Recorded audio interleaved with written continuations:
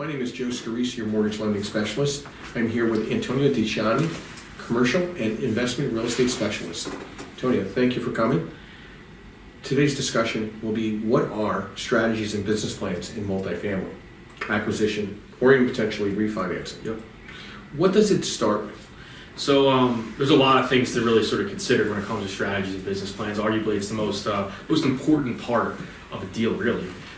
It starts with sort of with planning, right? What are you going to do with the deal before you even buy it? And wrapping your head around that is critical. Mm-hmm. So really, sort of step one is understanding your objective, right? What are your investment goals? What are your investors' investment goals? What kind of time commitment do you have to devote to a deal? And what kind of risk appetite do you have? You know, if you're running another business on the side, or you have a full-time job, that's something that comes into play when you're trying to develop your business plan, your strategy around your investment.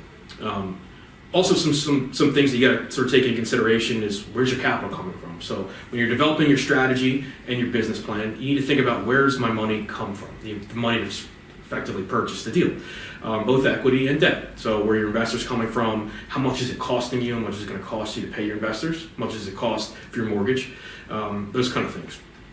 And then finally, sort of deal strategy, right? What are you most comfortable with?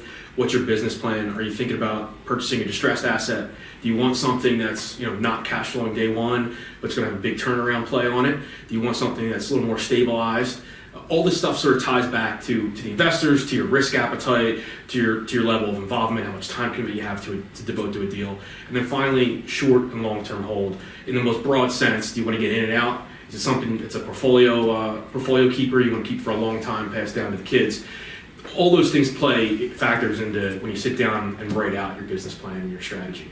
So what is the BRRRR strategy? Yeah, BRRRR is something common in the space where we're really sort of for value-oriented style investors, right? It's where you buy, you renovate, you rent, and you repeat in its simplest format. And it really can be tied back to a lot of different aspects of real estate. It goes back to purchasing something that's underperforming, turning it around, creating value through that process, and then taking your capital, moving on to the next process, in and out. So what is truly a value add in multifamily? Yeah, value add. Everybody talks about value add these days. Everybody says they want value add.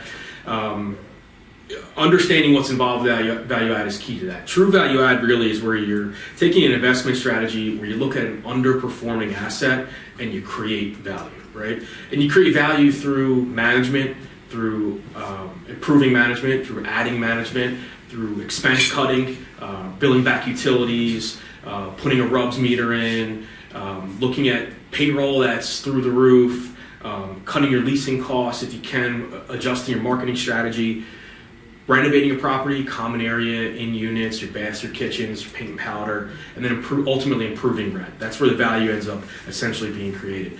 Taking into consideration all those factors ties back to your business plan because it's essentially understanding how your cash flow is going to be impacted, how your equity is impacted, and how you structure the deal.